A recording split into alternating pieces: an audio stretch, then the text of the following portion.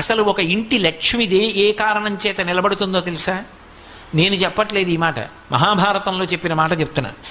లక్ష్మీదేవి ఏ ఇంట స్థిర నివాసం ఉంటుంది అంటే, ఏ భార్య భర్త కీచులు అడుకోరో, అస్తమానం నింద చేసుకోరో.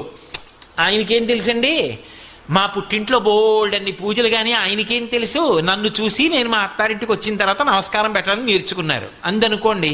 ఎందుకు ఆ పూజలన్నీ? ఈశ్వర స్వరూపుడైన భర్తను నింద చేసేదానికి.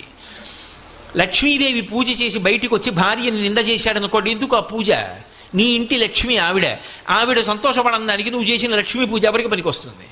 వాళ్ళిద్దరూ ఉల్లాసంగా ఉన్నారనుకోండి, సంతోషంగా ఉన్నారనుకోండి, అంతకు మించిన లక్ష్మి ఇంకొకటి లేదు. అందుకే విశ్వనాథ సత్యనారాయణ గారి 1000 పడగ నవల్లో ఒక మరచెంబును అడ్డు పెట్టి దాంపత్యాన్ని చూపించారు. ఎంత ఉన్నది అని కాదు, ఆ ఉన్న రోజులు సంతోషం, ఆ లేని రోజులు మధురమైన